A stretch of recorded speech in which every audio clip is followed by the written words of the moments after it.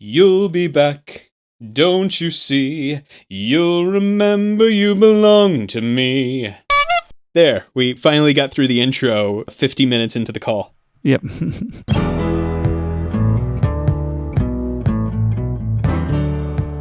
Welcome to My Hill to Die On, episode 23. Everyone has things they are passionate about. Things we want our friends to try and experience. So we've convinced each other to try different things. And we talk about these experiences to see if we can just get one more person to join us on our hill to die on. I'd like to officially state, for all of the people concerned about me and my health anxiety that I talked about last week, that basically I caved with how crazy I was feeling, and I went to the doctor. I mean, I was normally going to the doctor anyway for refilling my medicine, but while I was there, I said, "Yo, doc," which is definitely how I talk to my doctor. In Japanese. Mm-hmm. Yeah, in Japanese.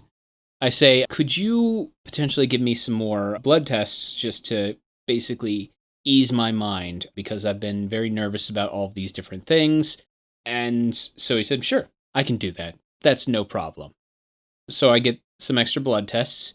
I go back the next day, and he just looks at me, laughs, and says, yeah, it's all in your head. So the only thing that was bad in any of my blood tests was the thing that I'm already on medication for. Good. Which is just high cholesterol. Genetic short straw on that one. Mm-mm. So I've been on cholesterol meds for quite some time. So it was basically just, yeah, your cholesterol it's lower, but, we're working on getting it even lower than it was. So I'm in a normal range actually now. Oh, good. It's finding the right combo of how much they want to give me just to make sure that I keep it a reasonable amount and that the medication doesn't screw up the rest of my body. But yeah, doctor says there are no side effects from the pills that I'm taking, and all the things that I was afraid of were all in my head. Yeah, that's basically my report of, yes, my health anxiety has basically gone away because my doctor said, don't worry, it's just in your head and you're crazy. Those exact words, right? Definitely those exact words. Good. Yeah, so I just came back from vacation. We went to Izu, which is one of the places I talked about in one of our previous episodes. It's a place my family likes to go. And we didn't stay in that bad hotel that I was talking about the last time. We stayed in the place we normally stay in. Mm. And one of the reasons we stayed there is that there's pretty good separation. Like, the rooms are fairly large, and you don't really have to bump into people too much if you don't want to. So that's kind of a nice place to stay in these times. I mean, they do have a pool.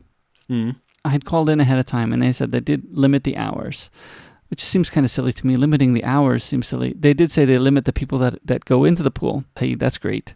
Mm. It's never busy when we're there anyway, but limiting the people that's in there is a good thing. So I don't understand quite why they limit the hours then if they're limiting the people.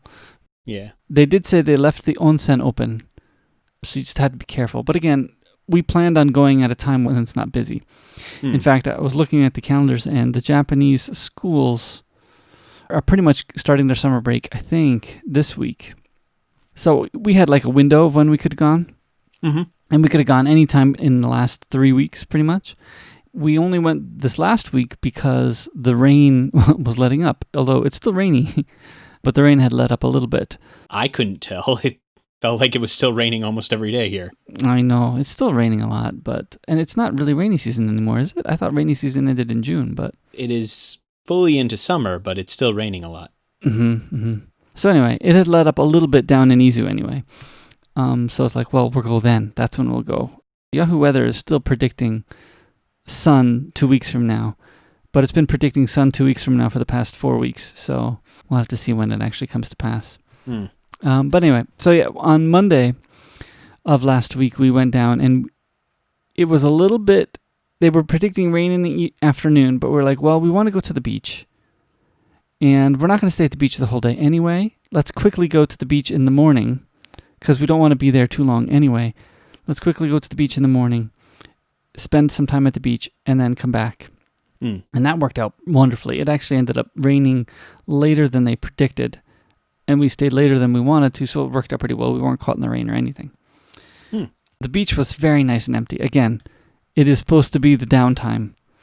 I was surprised to actually see there was a lifeguard. He wasn't anywhere near capable of rescuing anyone because he was way up in the hut, but he was there. But there was like 4 other families on the beach we went to, so it was perfect. Nobody was anywhere near each other, so it was wonderful there. But, of course, I didn't put enough suntan lotion on because it's me. And, why bother with something that's important?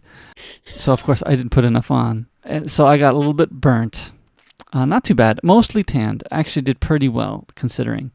You say, why would you do something that's important? What I unfortunately have realized about myself is no matter how much I put on, I'm still coming out bright red. Oh, yeah. And I'll burn in exactly the spot where I forgot to put it. It's like, oh, yeah, that's the spot I forgot to put it in. Oh. No, I can lather myself up and go swimming in sunscreen. Mm-mm. My skin is just, it's delicate. Or you could say that I burn very easily is really what it comes down to. Mm-hmm. It is the Irish heritage that I have Mm-hmm. that is just basically just, hey, if you say hello to the sun, you're coming out bright red and looking like a lobster. Well, and luckily, it wasn't too bad. I think I'm playing it up a little bit more than it was. I got badly burned in 3 places, really. And especially now that I've had a few days to recover, I can definitely tell where. I was kind of red, but I wasn't badly burned on like my arms. They did pretty well. My legs did pretty well. The tops of my feet were badly burned. And the tops of my ears, which of course always get burnt. And a little bit on my face. I wore a swim shirt, and that helped tremendously. I'm sure if I hadn't worn a swim shirt, my back would have been horrible. So the swim shirt helped out a lot. Yeah. For me, it's usually my back and the back of my neck. Yeah, the back of my neck. Yeah, this swim shirt kind of has a nice high collar, which helps a lot. So I do like the swim shirt for that. So I got a bit burnt. But here's the thing. So then we went back, and we enjoyed... The next few days, we did the pool, which worked out wonderfully because mostly empty. Like most of the time we went to the pool, there was nobody there. And after the pool, usually my wife takes our daughters to the onsen, and they shower and clean up there after the pool. And so I went too. And on the first night, I just showered in the onsen and went straight back to the room. I didn't do anything special. But the girls said, oh yeah, they had a fun time in the onsen. They were doing great. So I was like, oh, well. So the second night, I decided I'll try the onsen. So I took my shower, and then I was going into the hot water, and remember, the tops of my feet are burnt. So putting my burnt feet into the hot water was painful. So I was like, no, not going in. I decided that's it. I tried the Rotembaro pool, the one on the outside, and the one inside, the hot water pool inside, and both of them, nope, I could not get in them. Because I do like onsen. I like them. Yeah. The first night I was just too busy. I wanted to get back to the room. I was tired, and I wanted to clean up stuff that we had left out and stuff like that. So the second night I wanted to go in, just couldn't do it. The next day we left, and then we got back. And the day after we got back that evening, my foot, the one that I had tested the water with, had swollen up like crazy. So I think I must have reburned my foot in the onsen. I did not know that you could do that, but I must have, because that's the only because it was only 1 foot too, and that was the foot I tested the water in, so that must have it was going on there. But it was pretty funny to have a swollen foot. It stopped me from running, that's for sure. Oof. So I couldn't run the next 2 days. Can you run now? Yes, yeah, I ran this morning, no problems. The skin is all peeling off now. It is not as bad probably as I'm making it. I didn't get to 2nd-degree burns on anything. The foot that was swollen up might have gotten to like a borderline 2nd-degree burn. There was 1 blister. But again, it's really just bad 1st-degree burns. Nothing really bad. So here's the life lesson. If you get sunburned, don't go into the onsen. Okay, just so you know. I will record that down for my book of wisdom to live life by. You have not yet had that experience, huh? You've not made that mistake yet? No, I have not made that mistake because I have in my life gotten so badly burnt on several occasions that I tend to be cautious about the sun now.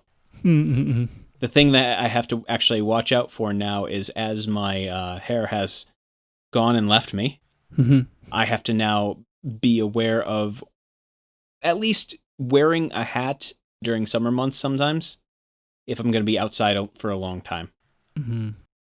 Because I basically say hello to the sun and I walk away with sunburn. I do my best to try to not get really badly sunburned, especially because of how fair my skin is. But it is a lot of effort for me to avoid sunburn. Yes, I am just one of those really, really... unlucky. Well, basically my skin tone is transparent. I come in 2 shades. Transparent, or I look like a lobster. So, what can I say? So, I mean, I've pretty much fully recovered now. I was peeling some of the skin yesterday, and my daughter comes up, Dad, you should be peeling skin. I said, oh, I've had plenty of experience peeling skin. Don't worry. I know how to be careful peeling skin off. Yeah. Yep. Well, I'm glad you are recovered, and no, I think I'm good on trying to avoid sticking a burnt foot into a vat of boiling water. Mm-hmm. Yeah, just don't do that. Mm-hmm. Yeah, just don't do it. It was a good stay at the hotel again. Good. Yeah, my daughter was a little disappointed. She's like, oh, this is the same room we were in last time. And I think she means that it was the same room layout. I don't think it's the same room number, although it could very well be, actually. You just book the same number every time. Well, the reason is because I booked the same cheapest room the same time. That's what I was thinking in my head. It's like, yeah, it's the same room because I'm a cheapskate. I booked the cheapest room. You say you're a cheapskate. Yes, but I mean, you at least went on a vacation trip. Yeah. Well, again, going back to the same place, I have learned how to extremely optimize at this place, right? Mm. Speaking of, for instance, my youngest daughter is not yet Japanese school age. She goes to kindergarten, but that is not technically Japanese school age. Until next April, she'll be Japanese school age. So at this place where you go to, if we don't book meals, I don't have to register her as an occupant because she's not Japanese school age. So we can save a bit of money there. Ah. So again, just another way to optimize. We didn't book breakfast or dinner at this particular time. Because again, also, because we've been there a few times, we know where we could go if we went out. Now, interestingly, because of the situation in Japan right now, my wife was reading that since Tokyo and Saitama have higher counts of infection than other prefectures, mm-hmm. If you go to restaurants and they see you have a Tokyo plate, they might actually shun you. But my wife had planned ahead well enough. And again, we know where the grocery stores are now, too. Another way of optimizing, that we were able to get the food that we wanted to eat in the room. And one of the nice things is this room has a kitchen. Mm. Again, we've well optimized for this particular trip. Gotcha. Yeah, we were able to get a good vacation with low expenses. Yeah. And I saved money and stayed at home. Sent money back to the States to pay off my college debt. I do kind of hope that we'll go somewhere else later this summer, but... Later this summer? You got 3 weeks left, right? I know. We've got 3 weeks left, and Japanese school has let out. So we don't want to go to crowded places. Mm-hmm. So there's not that many places to go to. So Disney it is. Disney's not bad, except that the reservation system, I'm sure, is completely booked. I haven't even taken a look, but I'm sure it's completely booked because, again, they're only allowing basically less than half occupancy into the park. Mm. Actually, it would be like a sixth occupancy, something like that, I think is what they're letting in. Yeah. So, well, that makes sense. So it's pretty low. The reservations went up at the very end of June for openings in July. And I did take a look, and at the time there were openings. At the time I looked. But there are no longer openings now. I was taking a look and I was thinking, when should we go? And part of it was because I was playing the weather game. Mm. One of the nice things about, again, living in Tokyo and going to Tokyo Disneyland is that we can play the weather game. We can take a look at the weather and say, well, when should we go? When is it sunny? And of course, back then, it was still completely rainy. And there was no openings for sunny days anywhere in the future, or even cloudy days. So I was playing the weather game and saying, well, I can't book now because I know it's probably going to be rainy. I wasn't even willing to book. After about 3 days of considering it, by the time I was looking, all the reservation slots were already full. Yeah. At that point, too, I was like, I'm kind of interested to go to Disney because I'm kind of interested to see how they're going to weather this. But at the same time, if I'm spending even that much money, It would be nice to know that everything is open. Yeah. It interested me, Mm-hmm. and I think if I could have, and if things fell into place, I would have booked. But there was too many things that were a little bit off. So I was like, nah, no reason. We'll just wait till it opens up wide again. Yeah, makes sense. We have the ability to go when it's not full. Yeah. That will come up again. Like, if things return to normal in December, there'll be good times to go in December. If things return to normal next June, there'll be good times to go next June. Like, there'll be plenty of opportunity. We'll see when the normal becomes normal again. Right. I currently have no plans for the rest of the summer. I didn't really want to take any trips, and I just wanted to save money and have an easy, relaxing summer. My wife asked if we should go back to that water park where I lost my iPhone. Yeah? Oh yeah, we should go there, and I'll bring my new phone and test out the waterproofing. I'm going to say maybe no. Yeah, maybe not. Maybe not. Oh, such a sad story. My iPhone. Worse things could happen, though. Well, and actually, prior to going on this trip, because it's a 256 gig iPhone 7, it basically everything works except for the rear camera. Mm-hmm. And the screen has one weird glitch, but it doesn't really affect the overall viewing experience. It's fine. I did load up that iPhone 7 with a whole bunch of movies, and that worked out very well to connect to the TV. Mm. We've always been just connecting one of our daughter's phones, but only one of our daughters has a 128 gig phone. Both the other two have 64 gig phones, so it's not like they can fit a lot of movies on there. Yeah. So with my 256 gig phone, though, I loaded it up with a whole bunch of movies, and that worked pretty well. They ended up really only watching the new movies that I brought along, and I ended up bringing a whole bunch of new movies. Mm-hmm. One was Hercules, so they enjoyed that. I'm going to be honest. New movie and Hercules don't normally go side by side. Yeah, a new movie for them. I have a checklist of movies to show them, basically. Mm-hmm. I work through it, not always in order, but Hercules came up fairly recently, and my younger two daughters really like animated movies over live action. Mm-hmm. So Hercules, I wasn't the next thing on the list, but it was one of the next animated ones. So I put it in the queue for them to watch. So I loaded it up on that media iPhone as well as my iPad for watching in the car. Mm-hmm. So that was one. I think they watched it on the way. That is not a bad movie. I do love James Woods as Hades. He does a great job. He does such an amazing Hades. Yeah, it's hilarious. And I think I remember hearing once that a lot of his lines were improv'd. Oh, yeah? Yeah, because he does a great job. I know, you know. And what is it? We party, we schmooze, we have a good time. We party, we schmooze, we have a good time. He is great in that role. And then the other big things they watched while they were there is they watched all 3 Night at the Museum movies, which was pretty fun. Yeah, those are fun movies. Actually, I didn't realize it, but Hugh Jackman has a cameo. I think it's the 3rd one. But anyway, that was pretty fun. Yeah, I'm not sure. They enjoyed those movies, so that was good. So those were the movies they watched this summer. Yeah, they're not new, but they're new to them as they came up on the list of movies to watch. So, it is Night of the Museum, Secret of the Tomb he is in. Yes, that's the 3rd one, because Smithsonian's the 2nd one. Well, I'm glad you had a good time. Mm-hmm. It was a good vacation. I didn't do much work, so that's good. And that's the key. Mm-hmm. Not doing work. Today I was working on trying to develop my lesson plans for the new class. Oh, the programming class. Mm-hmm. The programming class, yeah. I was working on making my first couple of units, and I mean, my first unit is just logic. Before we even touch programming code. Mm-hmm. That's not bad. We're just focusing on logic. I know you did it as a year-long class a couple of times, but the most recent one, it was a half-year class, if I remember right. Yeah, well, the most recent one was a half-year class, but interestingly, the most recent one also, even though it was half-year class, I only taught a few days of the week. Oh, yeah. So, yeah, it was weird. One of the things I did have is I had a vocab thing go through at the same time. The only reason I did database first, they all hosted their own FileMaker database to hold the vocab.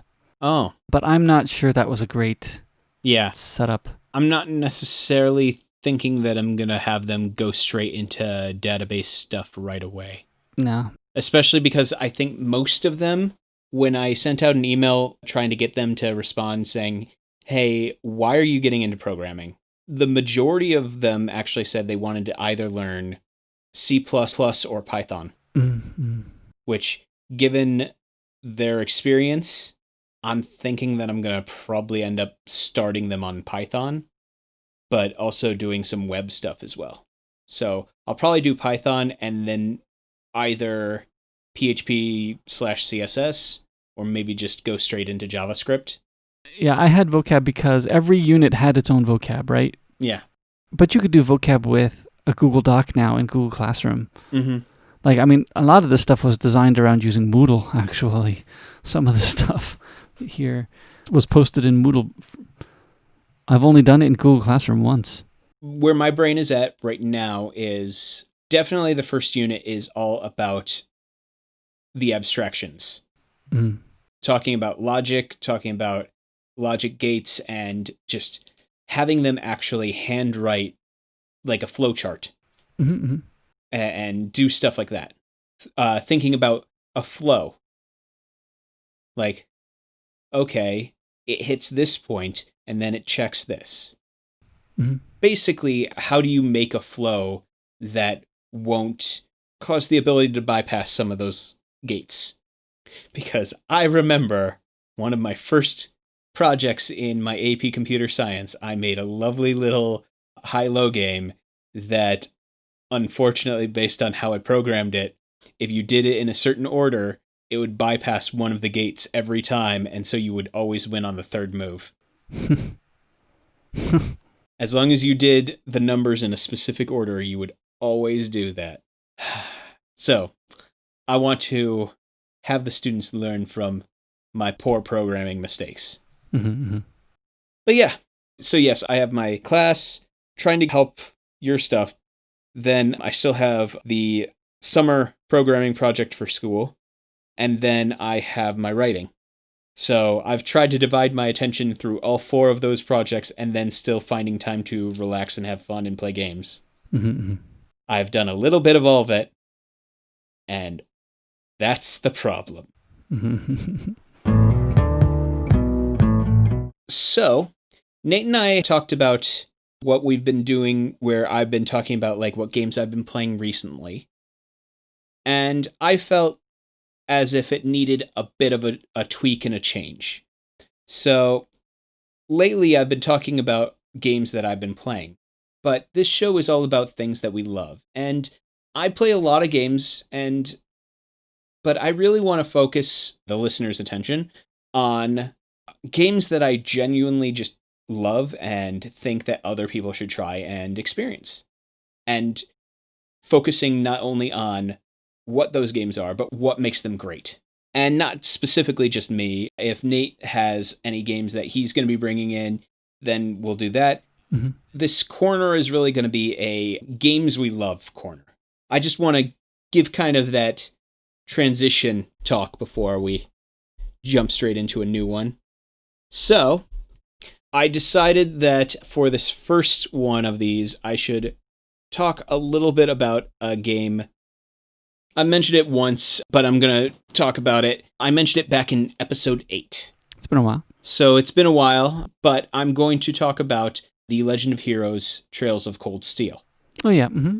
I'm going to talk about this one specifically because it is a good entry point for people in the series. There are other games in this series, and probably the really best one to enter it would be Trails in the Sky. If you were to want the whole storyline, that would be the best place. But unless you have a computer that can run it on Steam, that's probably the better place to play that one. But my computer doesn't run it on Steam, so I actually had to buy those games on my Vita in Japanese and play through those games in Japanese. So that's a fun feat, by the way. Trying to play a game that's almost all text-based in Japanese when your reading ability is pretty low. Anyway, I digress. So, Legend of Heroes is a series that is just an amazing storyline.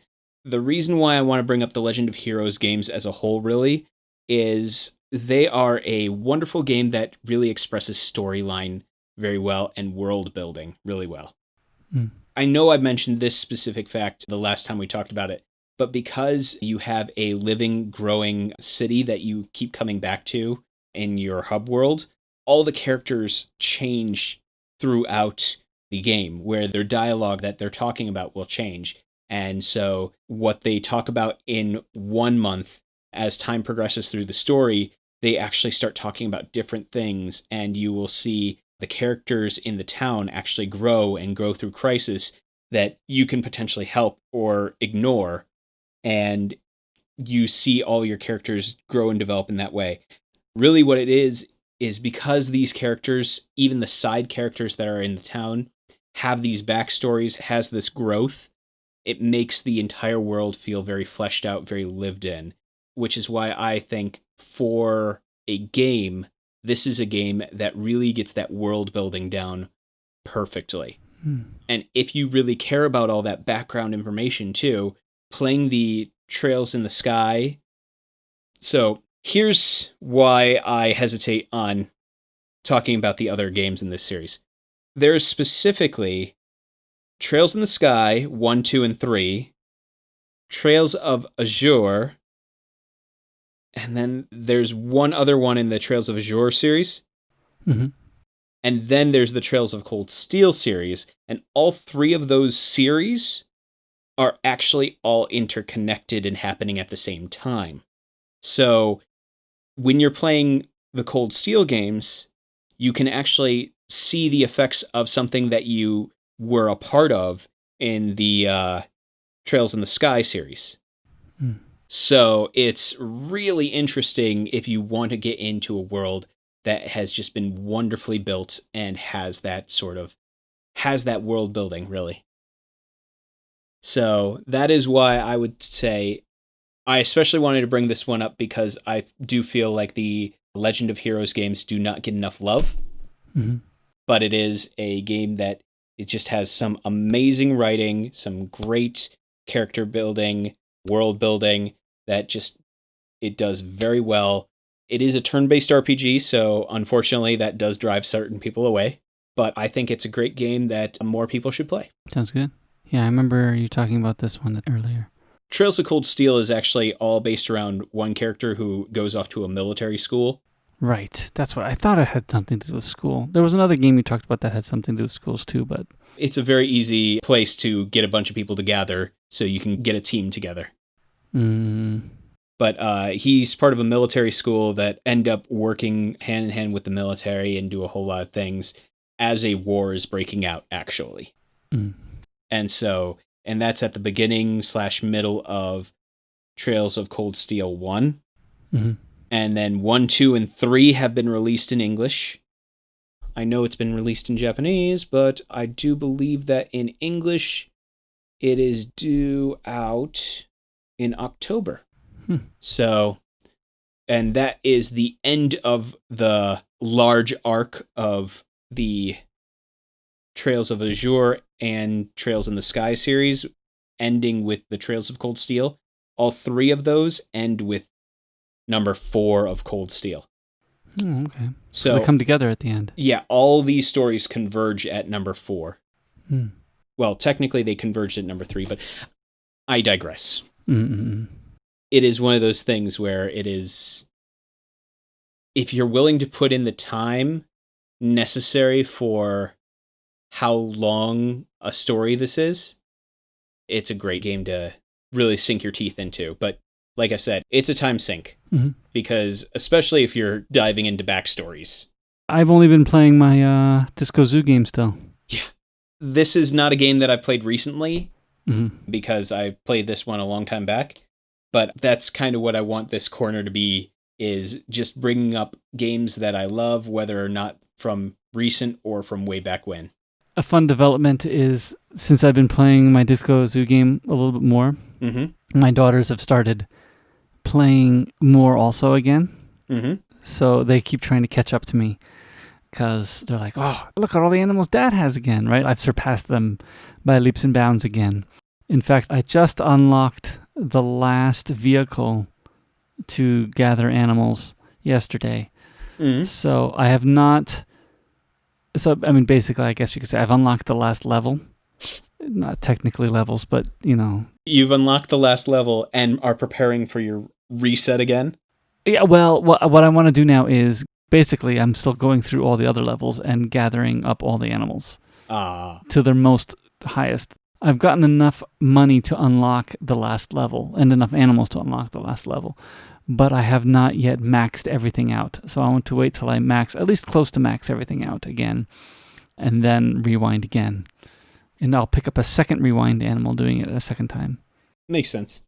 Honestly, games I've been playing recently, I've been bopping around from game to game. I jumped back into one of the Assassin's Creed games. That's what I've been playing for the past couple of days here. I was playing a Saga game. It's made by Square Enix, the same people who make Final Fantasy. But I'll have to talk about that series later. That's going to be another one that I want to bring up at another point, because the Saga series is very interesting. So, what are we picking today? Well, the main media today is a musical. So I figured, let's pick 2 musical numbers that we like. From musicals. From musicals, right. They have to be show tunes. Songs within musicals, yes. Yeah.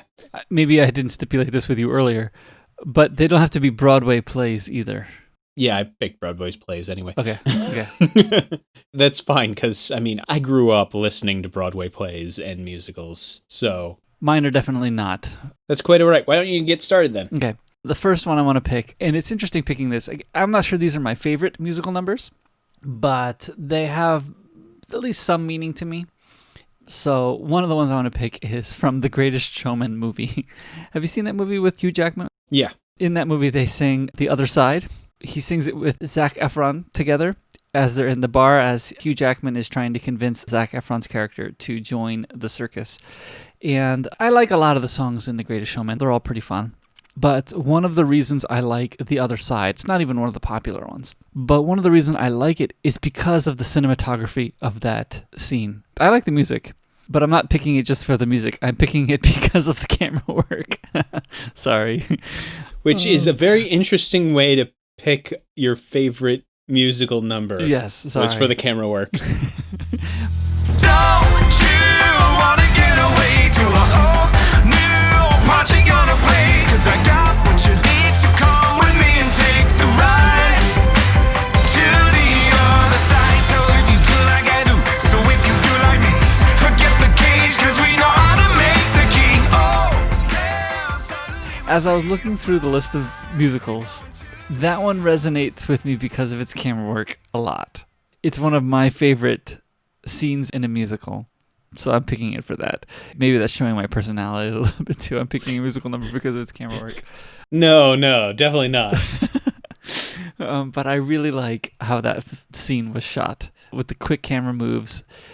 The quick camera moves that I have always tried to stay away from because they make you dizzy. But this one just pulls it off. It just pulls it off. That's why I get so shocked. I'm like, how did they get the camera to move that fast and keep the audiences with their tummies still intact, right?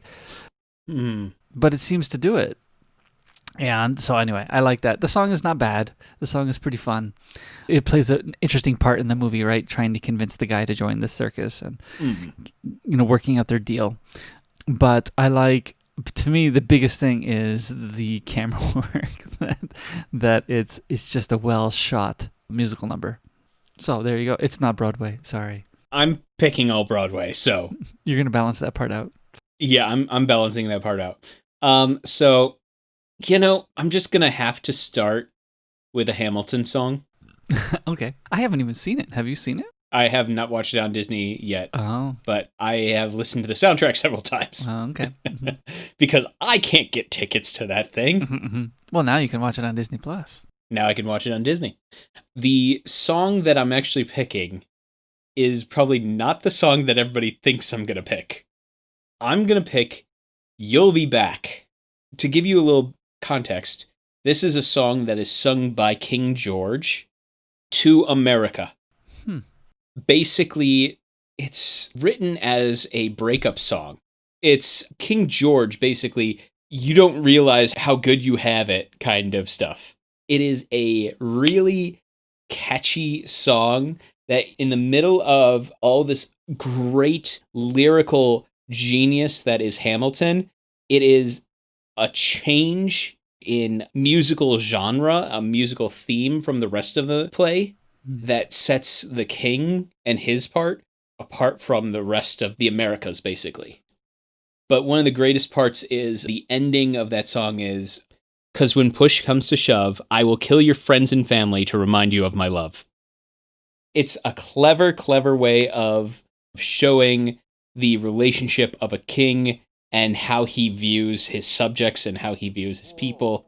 For your love, for your praise, and I'll love you till my dying days. When you're gone, I'll go mad, so don't throw away this thing we had. 'Cause when push comes to shove, I will kill your friends and family to remind you of my love. I think it's great. And we do have a coworker who actually sings this song for his students every year as he gets to the part of the American Revolution that this is all about. But yeah, it's a wonderful song, and that's that. All right, I am definitely going to pick something weird here. Okay. Because my daughters watch a whole bunch of Disney movies, I was thinking, oh, I should pick something from Disney. And I couldn't find one that really has what I'm looking for here for this second pick anyway. Mm-hmm. Of course, you joked that I should pick a Seven Brides for Seven Brothers song, which was a pretty good joke. Except you're now actually going to do it. No, I'm not going to. What I'm going to pick is a song from a play that we did at our church. Okay. The play is called Two from Galilee. I'm picking it because it is the most clear example of what I'm trying to find. I'm sure there are other things out here. There's probably even other songs in my collection of movies that have this in it, but this is the clearest example I can find. It's a song called All I Ever Wanted, and one of the things I like about this song is that, in this musical especially, is that it has four characters coming together, singing. They're all talking about all they've ever wanted, right? And they all have their own little verse about all they all wanted, right? And they're coming together at this one point in the musical, and they are singing their version of the chorus all together. And I like that because everybody's singing it from their point of view, kind of thing, and they're singing it together. I've seen it in a few other places, and I couldn't find any other solid examples, but I like it when two characters are singing the same song from their point of view. They usually sing somewhat separately, but then they come together and sing, but they're still singing their words over top of each other, which is usually okay because we've already heard those words before, so it's not like we're trying to understand what they're saying. Usually it's because then again we're seeing the pain or the anguish on their face or whatever, right? We're seeing them live through that again. So I like that thing. And I've seen it other places. I don't remember any solid examples of it other places. But Two from Galilee, the play we did at our church, goodness, back in 2004. Might have been Christmas 2003, actually, is the example I have. Stop this blasphemy. God will not allow it. Can't you tell her, make her see? She must disavow it.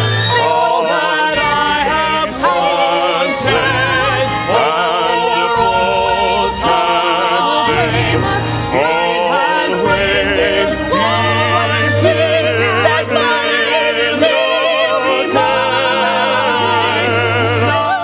One of the things I was thinking was, I think Entangled, when they do I See the Light, the floating lantern song, basically. It's similar in that song, or they do, I think they sing together, right? Don't they? But they're singing their own words. I think they kind of do it there. It doesn't stand out as much as it does in All I've Ever Wanted. But I do kind of like it where they're singing on top of each other. It's a neat tool. See, I'm thinking of Broadway plays that do something very similar. Rent actually does it a couple of times. Okay. I know the perfect example of it. Les Mis. Yeah, Les Mis probably has it, right? Yeah. Les Mis, there is the song between Javert and Valjean, where Javert comes in and he's going, Valjean, at last, we see each other plain. Monsieur le Maire, you wear a different chain. And then Valjean starts explaining that he has to go and save Cosette, yada, yada, yada. But this whole song layers on top of each other, basically, where Valjean is saying why he has to go and save Cosette, where Javert is saying, you're a criminal, you have no choice but to go to jail. You will change. There is a duty that I'm sworn to do. No, you know nothing 24601. My duty's to the law. That's a good one. Okay, so here's the question for you then. Which version? Is it Hugh Jackman, Russell Crowe, or the original cast? Oh, go with the original cast. The Hugh Jackman, Russell Crowe is a good rendition of it. But I was raised on the original cast.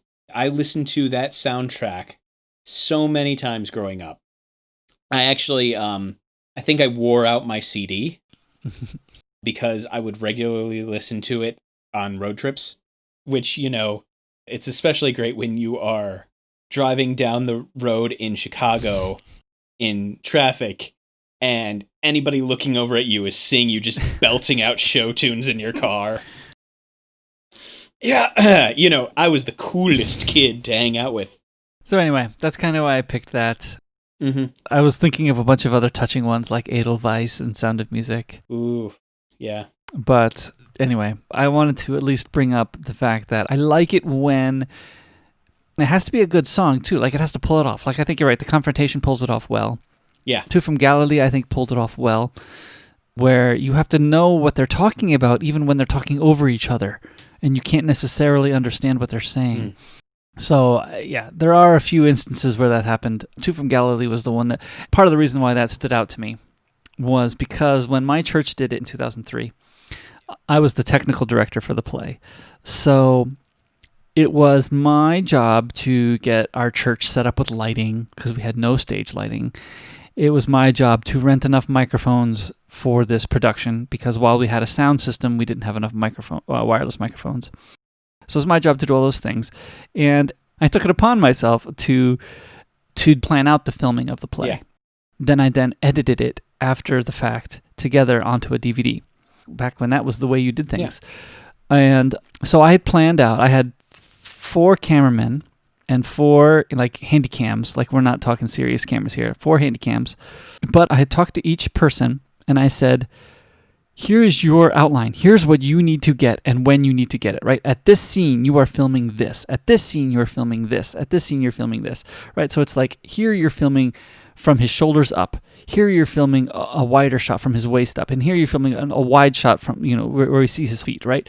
So we had 3 performances. So I had the cameras at slightly different positions each time, but getting the same angles each time so that I could cut back and forth in the edit. And it worked very well. One of the reasons I think I remember this, and this is why All I Ever Wanted came up to me for this, was because all 4 people were on stage, spread across the stage. And in this set, there's basically 2 houses, or things you can use for 2 houses. So Mary's mother and father are in one half of the set, and Mary and Joseph are in the other half of the set. And they're all singing together. And the way I edited the film was I stacked Mary's parents on the top half of the 4x3 screen and Mary and Joseph in the bottom half of the 4x3 screen, all singing. So the reason this came up is because when I was editing this, how do I get all 4 to show up without being tiny? So using both angles from both sides of the stage to get them showing up. So that's why that came up, because I edited it that way. And also a funny thing about the editing, we recorded everything on mini DV tapes back then, right? But I had not enough hard drive space to store the full capture of all of the tapes on my computer. So I would capture all of the mini DV tapes for all many takes, right? I would capture all the tapes onto my computer for one scene at a time, edit that scene to be the way we want it, and then export that scene out finally. And then at the end, I ganged up all of the different scenes together and then put that on the DVD, because that's all I could do. I didn't have enough hard drive space to fit the whole play on my computer, at least all the takes. So I did it one scene at a time. And in the end, luckily, I only made one mistake and had to go in and find the tape. Okay, this is the tape that actually has the correct. Basically, what I ended up having to do is I had to choose, when I was looking through all the takes, all right, I got to choose one night, right? And take most of the footage from that night so that most of the time the mouths line up, right? But there was one time where the shot was better on the other night. So I used that video.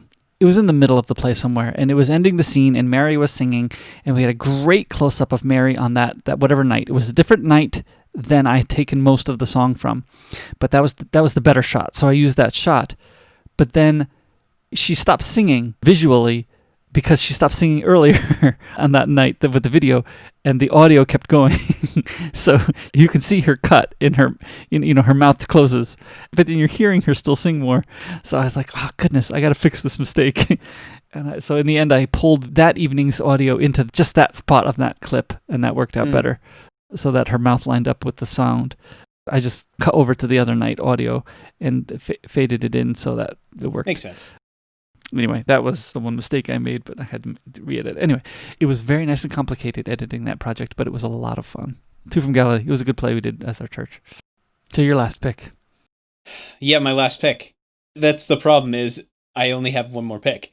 Yeah, last pick. Because there are a lot of really noteworthy things that could be mentioned here. If you're just talking about like Broadway plays, again, I grew up listening to and singing a lot of show tunes. Yeah, that's the type of person I am. I knew hands down like the entire soundtrack to Phantom of the Opera, Rent, Les Mis, all of those big ones. Godspell, Jesus Christ Superstar. I'm trying to remember all the ones that and when Wicked came out, that one stayed in my CD player for a while. Anyway, I decided for my last one that I am going to pick a funny one, actually. So I think I'm going to go away from a Broadway musical now that I thought about this, because I want to pick Dr. Horrible's sing-along blog. I don't know this one at all. Okay. So in 2008, there was a writer's strike. And a lot of writers and actors didn't have work to do. And so Joss Whedon decided that he was going to get together with a bunch of his friends and do a musical online blog, basically, which was Dr. Horrible Sing-Along Blog, which starred Neil Patrick Harris as Dr. Horrible, who is an aspiring supervillain. His enemy, who is the hero, is Captain Hammer, who is Nathan Fillion. Okay. Felicia Day is basically a charity worker and the love interest of both of those characters. And they are basically just singing everything, and it is great. It is 3 acts, so there were 3 videos, and I think each one was like 15 minutes long, so the whole thing's only 42 minutes. Maybe 45 minutes. 42 according to Wikipedia. The song that I'm going to bring up is A Man's Gotta Do. Okay. For the exact same reason that you picked the other one. A Man's Gotta Do is in Act 1. And what it is it begins with Dr. Horrible singing about a man's gotta do what a man's gotta do. Penny, the girl he's been basically pining for, finally talks to him. And he basically says, I've got to go. I can't talk right now, because he was about to do a heist. And so he's conflicted, but he starts singing A Man's Gotta Do What a Man's Gotta Do. And then halfway through the heist, the key changes and you start hearing Nathan Fillion singing A Man's Gotta Do What a Man's Gotta Do, talking about how he's a hero and a man's gotta just be a hero and rescue the people, even while he's like saving people by pushing them into piles of garbage. He's a hero, but he's kind of a jerk. So it is a wonderful, wonderful little blog thing.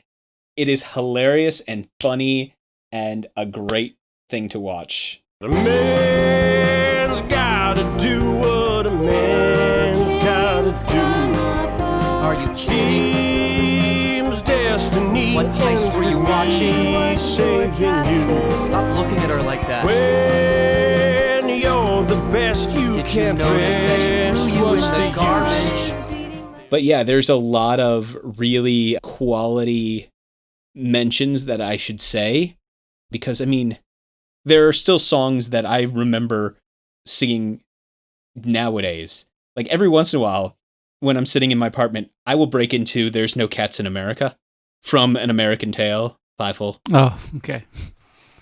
That's Dr. Horrible? I don't see that. No, that is not. It is from Fievel, An American Tail, where all the mice are singing that there are no cats in America, and the roads are made of cheese, I think.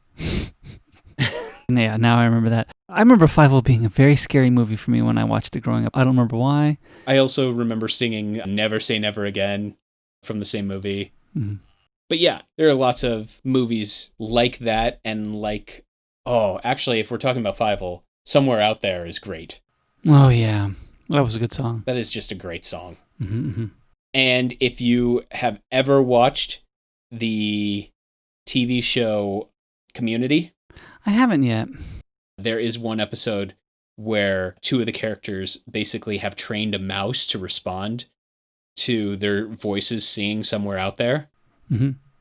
And so there's this wonderful scene where they're trying to coax the mouse out from underneath a vending machine by singing Somewhere Out There to it. Oh, also things that should be mentioned, musical numbers of TV shows, like the Buffy the Vampire Slayer musical TV show number. I've heard of that show. I haven't ever seen it. You've never seen Buffy the Vampire Slayer? No. You're just giving me more things to go, okay, I need to show you these things. So the Buffy the Vampire Slayer has a specific episode where everything they do is in song. It's called Once More with Feeling. It is a great episode, but you need to have watched the previous episodes to understand what is going on in there. So it makes no sense if you watch it alone. So, yeah, sometime I'll need to watch the whole thing. Also, just plays and musicals in general are great. Like Into the Woods is fantastic. Little Shop of Horrors. Yeah, Into the Woods. I was thinking about possibly picking something from there, but I don't remember enough of them. So yeah, there's just so much great music in plays and musicals. We should mention Rocky Horror Picture Show. I haven't seen that either. You've never seen Rocky Horror? No. Now I have to add that one to the list. Well, Ryan, are you parched? I am very parched. I feel like I've been talking a lot lately. Well, that might be true. But anyway, I got another summer drink off the shelf. Yes, the CC lemon. Soruti. The salty CC lemon, basically. Yeah, I saw this in the store and I sent a picture to you saying, hey, should we do this one? Then by the time you got back to me, I was well on my way home and without the drink in my hand. So, yeah. Well, I'm going to do a slow turnover on this one just to make sure that it is well mixed. That the salt is mixed in. You don't want a repeat of the pineapple? Right. I don't. I'm curious on this.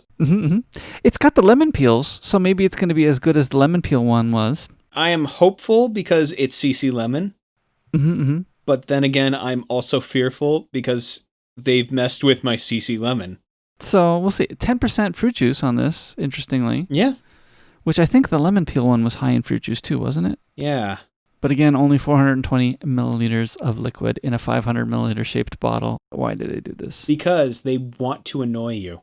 They do. They actually have been listening to our podcast and going, how can we mess with Nate some more? I know. We'll take a 500 milliliter bottle and fill it only a little bit less. Yeah, just wait until we get one that's like 415 milliliters. The 414, right? They start counting down on me. When we get to where it's like 410.2, I think then we know that they are officially going nuts. They're like, we're just trying to squeeze that 0.8 we took out. That's saving us 3 yen per bottle. No, it would be saving them like 0.003 yen per bottle. But when you multiply it out, Ryan, saving them lots. I'm gonna start by cracking this thing open, I think. Yep, here we go. What? It's an interesting flavor. Yeah. That was weird. I'm not sure. It's weird at the beginning. Yeah. And then the CC lemon goodness kicks in, right? Yeah, that's it. There's some weird taste at the beginning. Not exactly sure what it is. But then all of a sudden you get the CC lemon flavor, and that's really nice and good. Feels like it's slightly more... It's like sweet. The initial flavor is sweet, right? It's sweet, but it's also a little bit dilute. Mm-hmm. It almost tastes a little bit like Aquarius, but with like a lemon zest to it. And that's just the initial flavor. It's like you're initially getting a lemon zesty Aquarius, and then all of a sudden you're shot in the face with CC lemon. Yep, I think so too. It's just a different beginning taste. It's not necessarily bad. It's just surprisingly different, right? Yeah. I feel like, if anything, it tastes like a muted CC lemon. Like they've taken the normal CC lemon and just turned down the intensity. By the way, for those who are listening, I do put pictures of these drinks as the podcast artwork for this chapter. So if you haven't noticed, go ahead and switch to your podcast player and you can see a picture of this drink. Yep. So, for example, when I listen to the show on Overcast, you can actually just see the image of the drink whenever you're listening to this if you're pulling up the app basically right now. I think this is pretty good. Yeah. I'm not sure it's the best one we've had, but I think it's pretty high up there. I think this is pretty good. I will still say that I would choose a regular CC lemon. Yeah. But it's not bad. I mean, it tastes good. 7 or 8, I think, is what I'm going. Maybe even 8. I would say an 8. I'm going with an 8 because it's got enough of the CC lemon qualities that make my heart go a pitter-pat. There's only one problem. I'm almost done. It's going down too fast, huh? I'm going to save a little bit for later. I think I am just over half done, so I'm going to save some more for later. I've got about a third left. This week, I had found out that Ryan had not yet seen The Court Jester, which is a very old movie made in 1955. It's a Danny Kaye movie, which is probably why I saw it. I think my parents owned this movie, because I think I've seen it a few times on VHS. So I think my first viewing of it was on VHS a long time ago. So I had found out that Ryan hadn't seen it, and I have quoted from this movie a few times, even in the office. So I was still surprised again that Ryan hadn't seen this, because me and some of our other coworkers have quoted this movie in front of him then, I guess. Well, to be completely fair, I mean, I've seen other Danny Kaye movies. I know we have talked about some of the movies.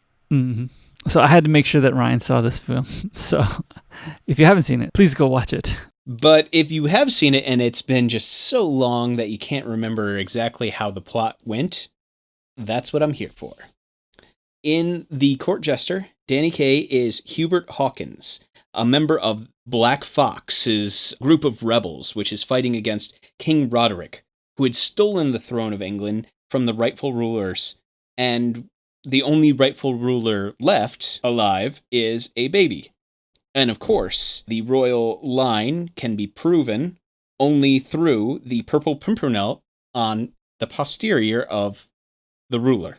So, to overthrow King Roderick, Hubert basically takes the place of the court jester, who is coming into town at that exact moment. He takes the place of the court jester so that he can basically let the rest of the gang into the castle through a secret passage that he can get a key from the king to open the passage, and that would let the rest of the gang in.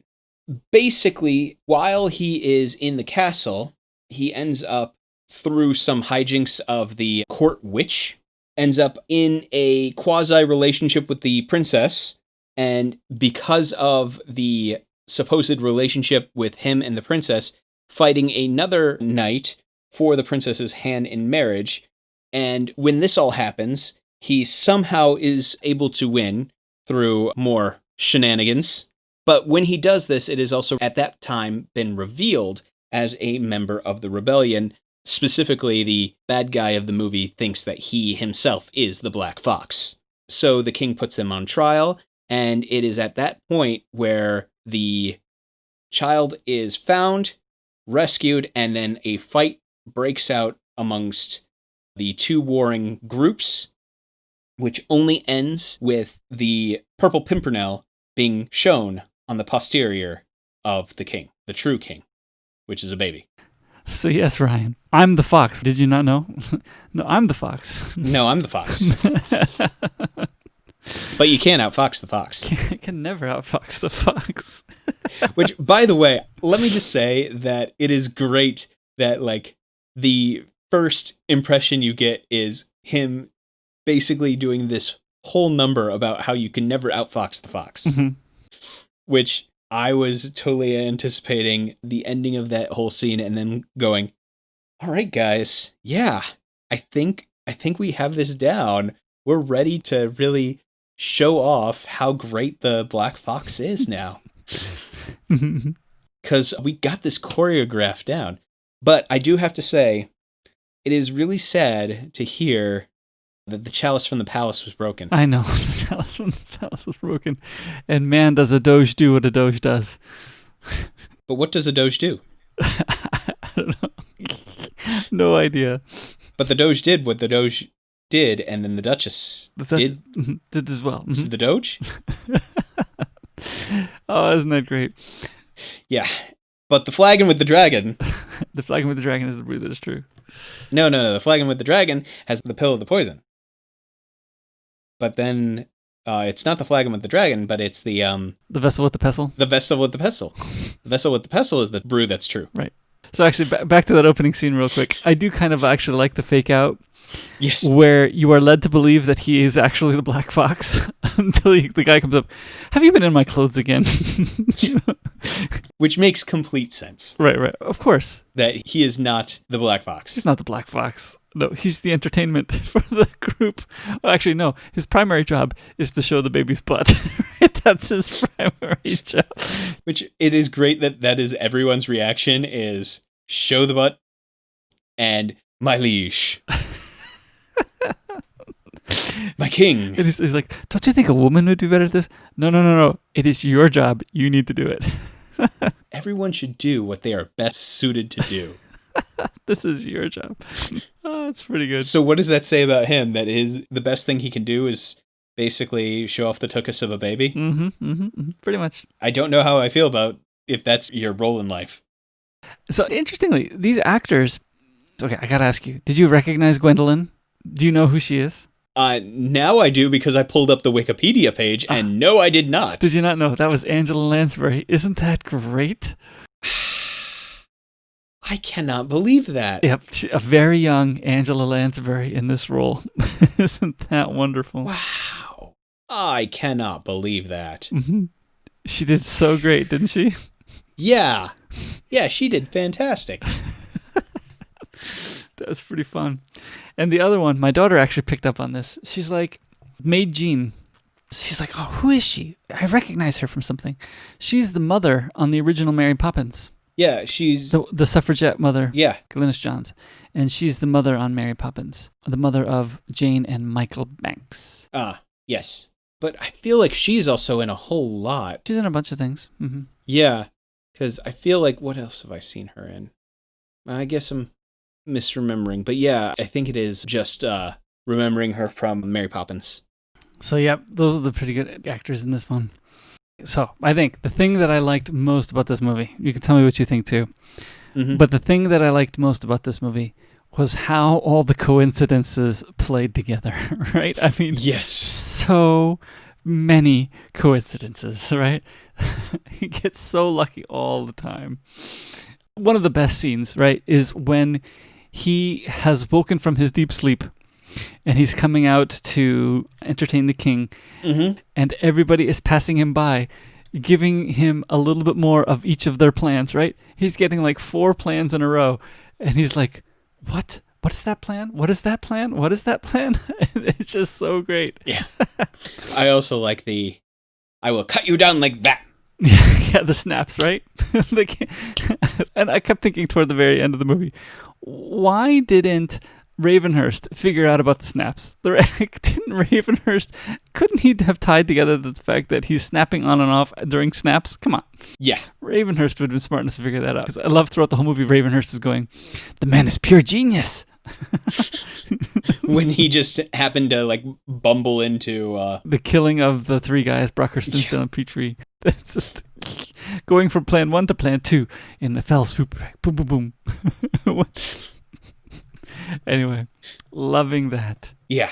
I would say for me, more than all the coincidences, I loved the quick humor. Hmm. We've mentioned them before, but what the Doge did, the vessel with the pestle, and get it, got it, good. Got it good, isn't it? And also where the king thinks that Jean has some kind of sickness, right? All of those kinds of fun things. Yeah. Where that whole scene turns real quick. That's great stuff too. Also, one of the interesting things, I think, like Hubert Hawkins, halfway through the movie where he's under the spell, like he becomes a better version of himself. No, he becomes somebody else. He's not a better version of himself. He becomes somebody else. Yeah, he becomes somebody else. Somebody who laughs at danger and lusts for a laugh. But one of the things I like is that he is not incompetent, right? Like all of the parts where he is entertaining, right? Like even the Doge does, right? That part and the songs. He is doing that as himself. He is very much a traditional like jester or mummer, where he can like fall into different roles. He can just play off of jokes and what people are doing. The only times that he seems to screw up at all is when he gets scared. And that's the only times that he tends to ever screw up. He's doing very well until he gets scared. I like that while the witch does change him, she is not overriding. He's not incompetent, right? He's not somebody who needed that. It's not basically giving a deus ex machina. Right.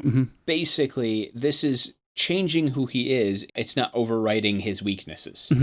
Because even when he's not under the spell, he is still generally good at what he does. Right. I mean, take away all the coincidences. He still would have played the part very well, right? Oh, yeah. So, made Jean and him still might have gotten the whole plan to go. Actually, I think he would have gotten it off better without the coincidences. Because if he didn't have the witch messing with him, he would have gotten the key from the maid. There wouldn't have been the mix-up with the princess having the key and then the king getting the key back. Yep. So, although then it would have ended a lot quicker with them basically just, oh, door's open. Yep. It wouldn't have been as funny. Yes, you're right. You're right. Yeah, actually, that's true. Probably would have been smoother. It would have been a lot smoother. He would have actually accomplished his goals, which, they accomplished their goals in the end, and everybody is singing a final number together, even the bad guys. Yep. Well, except for the guys that got thrown over the edge. Anyway, still. Although that scene of them getting thrown over the edge is hilarious because you see them like land in the thing and then the slowest catapult in the world goes up and then you see like clearly a rag doll being thrown into the water. Because it is clearly a rag doll because you are just seeing like arms and legs going in every which way. Yeah. Unhuman directions. One of my only nitpicks about this movie. Okay. That's not a nitpick, I guess. It is humor in filmmaking. During the knighting scenes where he's marching quickly through it, I love how they play the film forward and backward to make it longer. Because why not? Just make it funny in filming too. You play it forward, you play it backward, you play it forward again.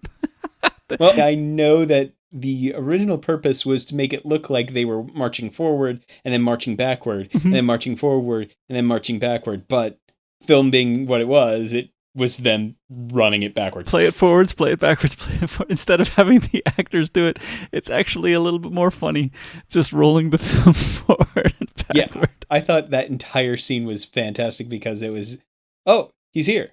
Everybody, increase the tempo. It's not a nitpick as much as it is, if we're going to do sight gags with the actors, let's just do sight gags with the filming too. Why not? It just adds more to the hilarity. I thought it was very funny. I will be honest, the Danny Kaye movie I've seen the most is White Christmas. He's not the class clown in that movie, is he? Yeah, he is. Well, yeah, I guess he is. Not to this level, right? In White Christmas, what he basically does is he's constantly working to basically get Bing Crosby set up with the main girl. Mm-hmm. Of the 4 main actors, he is the silly one. Mm-hmm. He is the class clown of the group. All right, one of my other funny things was, again, we've already talked about it, but the vessel with the pestle. I love both knights trying to remember the rhyme. Yeah, because it's the flagon with the dragon, vessel with the... But the flagon with the dragon has the But- brew that is true. This is the final one, right? He says. Yeah. So lots of just great little I mean, even the lightning making it magnetic, which probably can't happen, but still quite fun. But you know, I still feel bad because chalice from the palace shouldn't have been broken. What page broke that? Oh, man. What page broke that? Even talking through his fingers. Long live the king and down with us. Yeah. Or, what did she say? No. No. Why did she take so long? She stutters. She stutters with her hands when she's doing completely different things each time. Oh, sorry. That is too funny. Yep, quite fun. But yeah, no, I thoroughly enjoyed it. I do like what he has done with this movie. I do have to think, now that I've seen this, I have to think back and figure out what movies I haven't seen of his. Because I do enjoy his work. Yeah, no, I thought it was an excellent movie. Yeah, the quickness of the humor is one of its big strengths. Yeah, and I think that's the same strengths that you get from, like, Marx Brothers movies, too. Yeah. Is the quick-witted humor. Mm-hmm. And then talking back about where he gets changed, I was thinking before I watched it this time again that I was like, oh yeah, he gets changed. Wait, does that take away from his character? And then I was glad to again see that, no, this doesn't take away from his character. It made him somebody completely different, but his character was fine. Yeah, he was a strong character nonetheless. I will say that between this and The Ghost of Mr. Chicken, I do like this movie better. Yeah. It has a little bit more quick wit.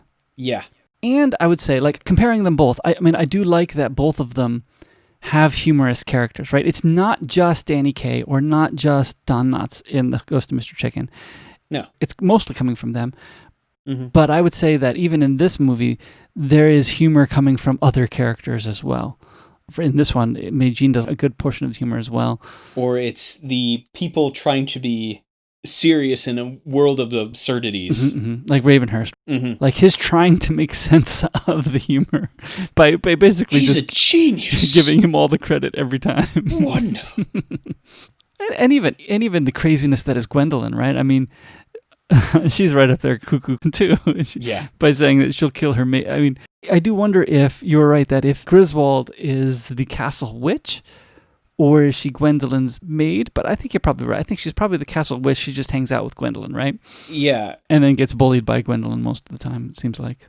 Yeah, although Gwendolyn also, I like that her first response to not getting her way is, I'm going to throw myself off the tallest tower Exactly. every time. Right? Exactly. You'd think eventually the king would be like, You're never going to do it. Calling your bluff here. Yeah, I did think that was funny. But again, she's only recently a princess too, right? Like that's the other thing too, because the king only just recently took the crown. Although you do have to say that the king sounded super excited when he was considering sending his daughter far away up north. Well, what I can say is, you can never outfox the fox. Never outfox the fox.